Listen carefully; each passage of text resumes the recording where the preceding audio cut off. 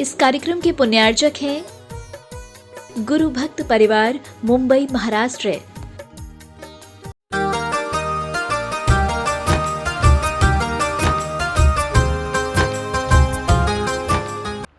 जैनम जयतु शासनम विश्व कल्याणकारकम। उपस्थित धर्म स्नेही सत श्रद्धालु भव्यवर पुंडरीक पुण्यात्मा महानुभाव, विगत दिवस सम्यक्त के संबंध में व उसका प्रथम अंग जो निशंकित नाम से विख्यात है, उसके संबंध में कुछ आगम की व्याख्या देख रहे थे। जब सम्यक दर्शन सांगोपांग होता है, तब वह अपने सम्यक और समग्र कार्य को करने में समर्थ होता है, और जब वह विकलांग होता है, अंग उपांग से हीन होता है, तो वह श्रेष्ठ, प्रशंसनीय, सुकर, सफल और सार्थक नहीं माना जाता। जिस प्रकार कोई मनुष्य यदि एक भी अंग से हीन है, तो वह अपने जीवन को सफल और सार्थक नहीं कर सकता। जैसे शरीर में 8 अंग हैं, वैसे ही सम्यक दर्शन के 8 अंग हैं। शरीर के 8 अंगों को अलग कर दिया जाए तो उस शरीर में चेतना का रहना अशक्य हो जाएगा। ऐसे ही सम्यक दर्शन के 8 अंगों को अलग कर दिया जाए तो सम्यक दर्शन का रहना अशक्य हो जाएगा।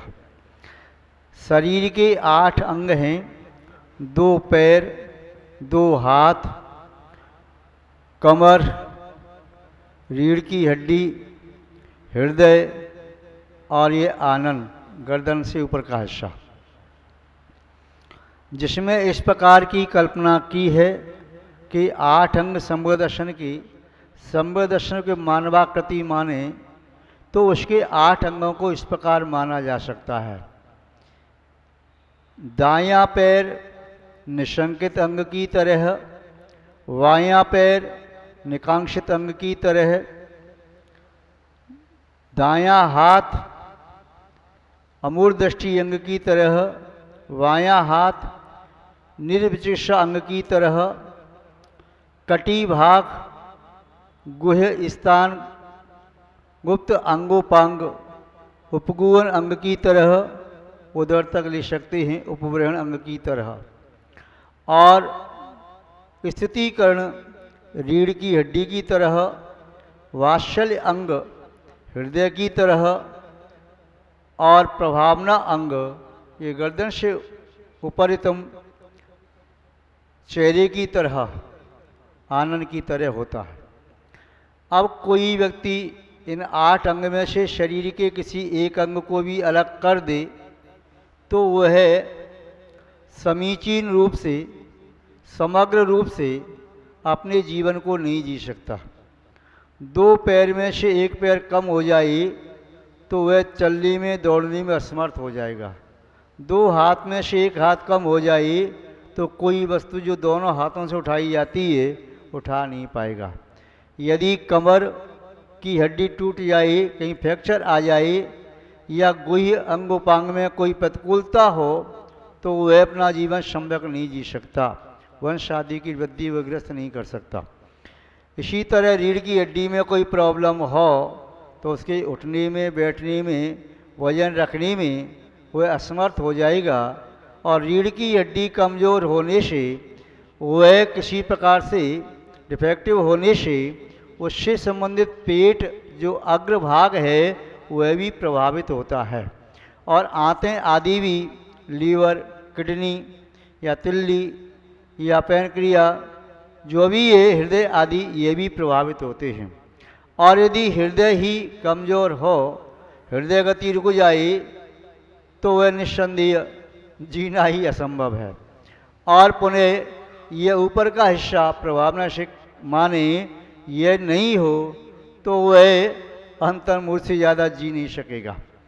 तो ये आठों अंग जैसे शरीर में अति आवश्यक हैं, अनिवार्य हैं, वैसे ही शंभर दर्शन में भी अति आवश्यक व अनिवार्य हैं।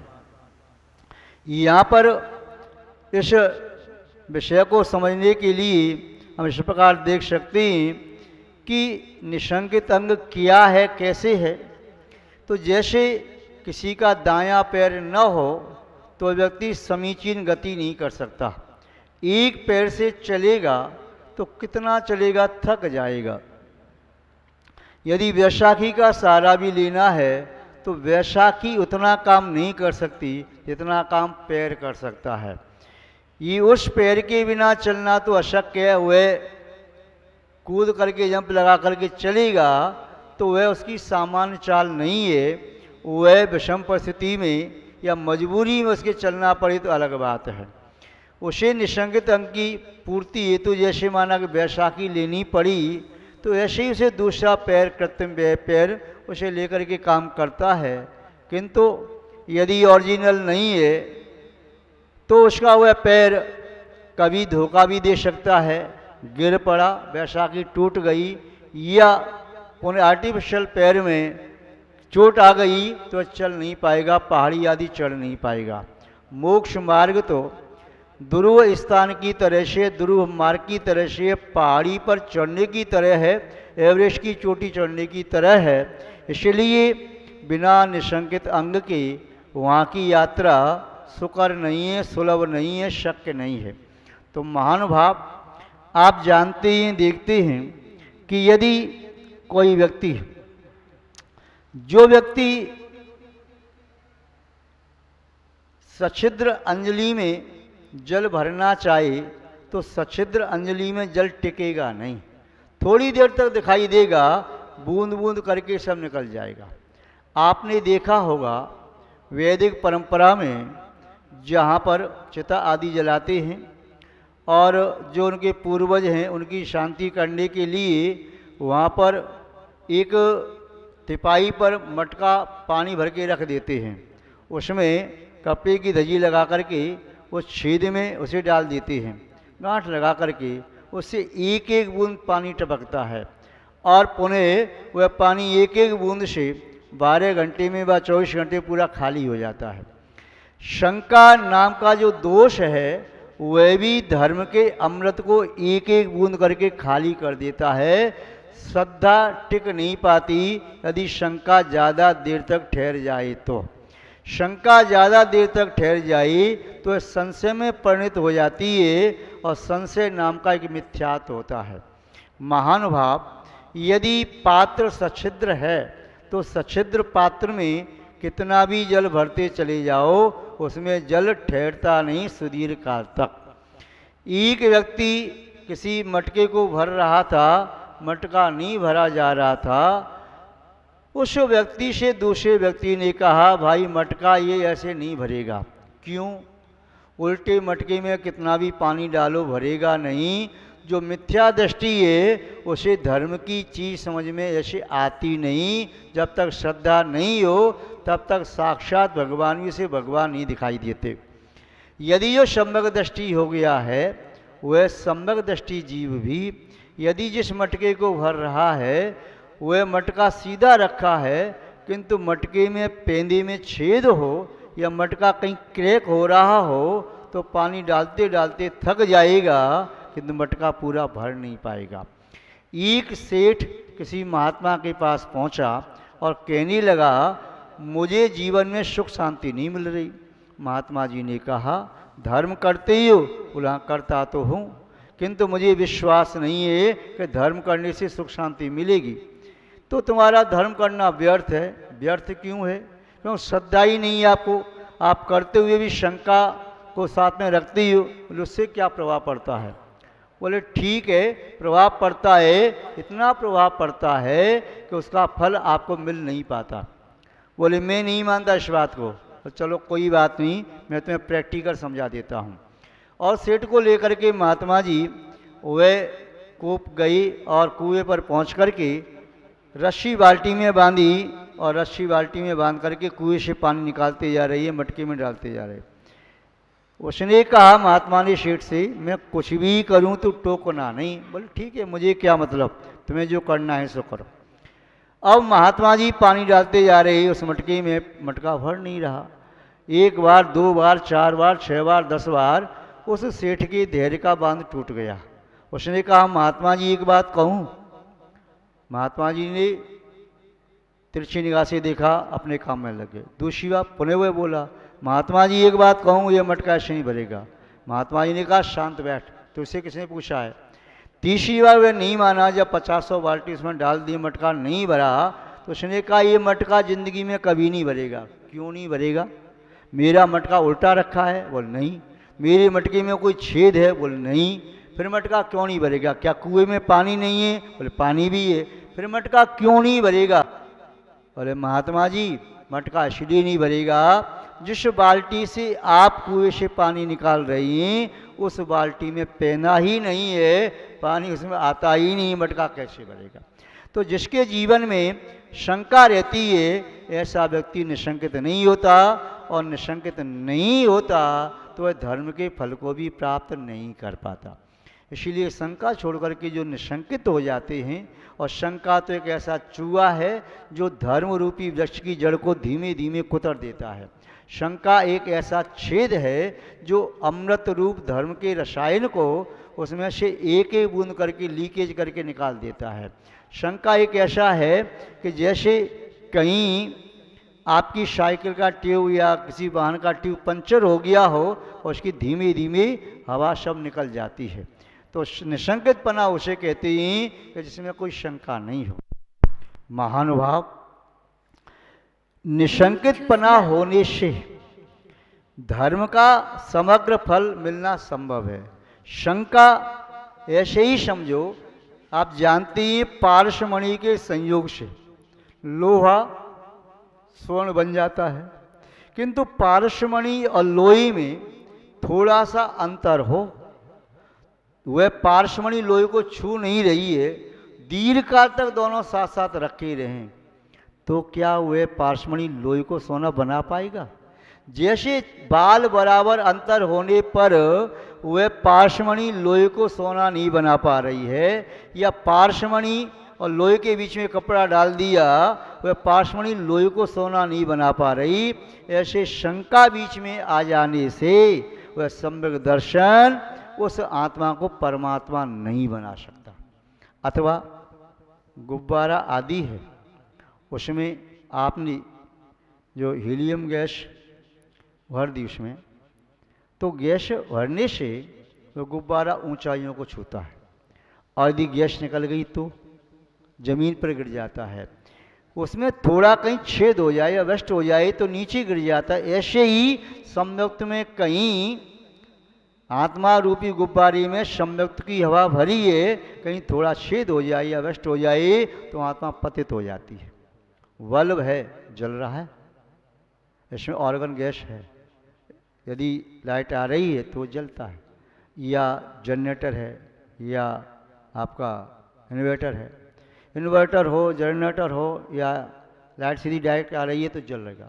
यदि उसकी गैस निकल जाए, बल्ब जो कि तो साबुत है, टूटा नहीं, उसका वायर हट गया, या गैस कहीं लीकेज कर गई तो जलेगा नहीं, जलेगा, सार्थक नहीं है। ऐसे ही शंका उस जीवन को सार्थक नहीं होने देती, समृद्ध को सार्थक नहीं बनने देती। शंका रूपी कट धागे में लग जाए, धागे से बनी पतंग आकाश की ऊंचाई को छू रही है जब अखंड है तब, और कहीं बीच में कट गई तो ऊंचाई पर जाना तो छोड़ो, पतित हो जाएगी। ऐसे ही जीव शंका से सहित है, धर्म कर रहा है पर शंका बार बार कर रहा है कि मुझे नहीं विश्वास इससे कुछ होगा या नहीं होगा, तो वह भी पतित हो जाएगा। वायर के माध्यम से आप लाइट को निशंकित हो जाता है।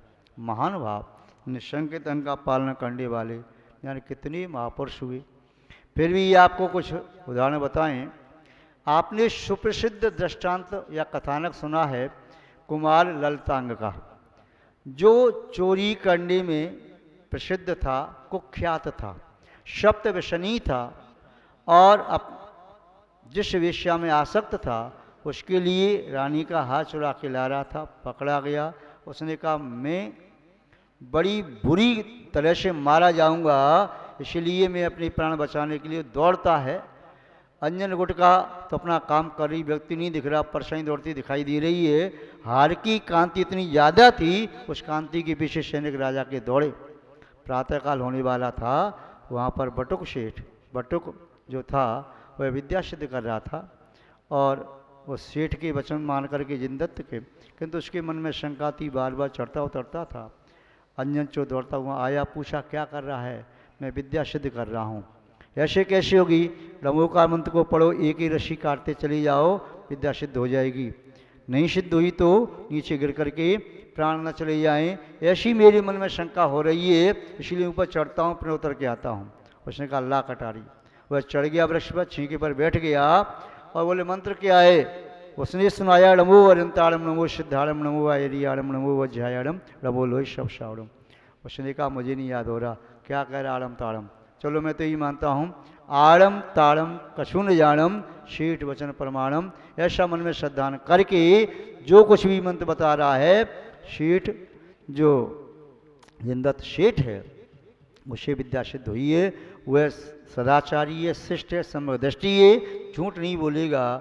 उसके वचनों को प्रमाण मान करके रस्सी एक एक करके नहीं काटी, 108 रस्सी एक साथ काट दी और वह सोच करके कि मैं वैसे भी मरूंगा, किंतु मुझे विश्वास है कि वह सेठ झूठ नहीं बोलेगा। और रस्सी कटते ही जब नीचे गिरा तो उसके बीच में ही आकाशगामिनी विद्या ने ऊपर ले लिया और उसे विद्या सिद्ध हो गई। महानुभाव, शंका मन में थी बटुक के मन में, उसे विद्या सिद्ध नहीं हो रही थी, और इसमें शंका नहीं थी तो विद्या सिद्ध हो गई।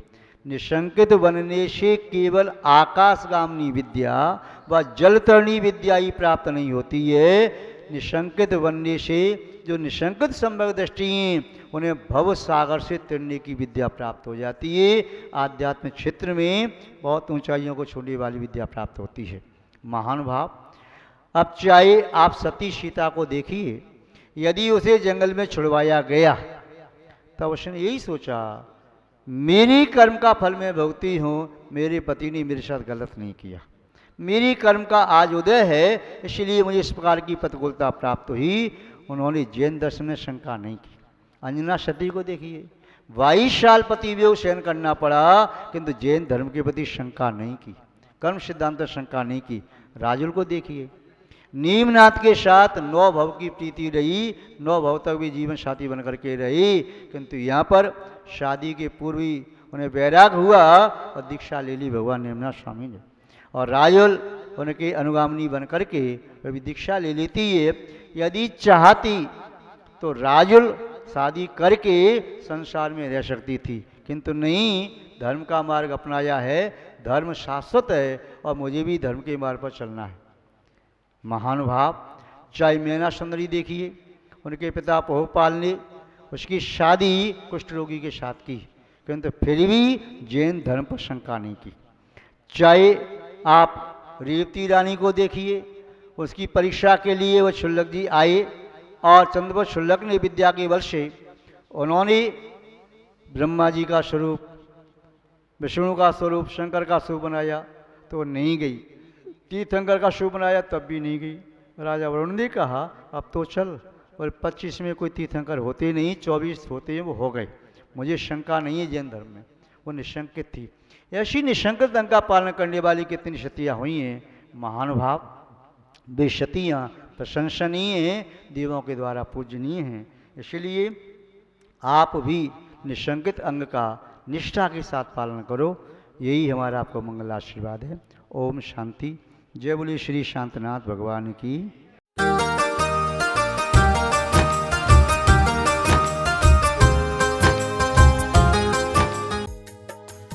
इस कार्यक्रम के पुण्यार्जक थे गुरु भक्त परिवार, मुंबई, महाराष्ट्र।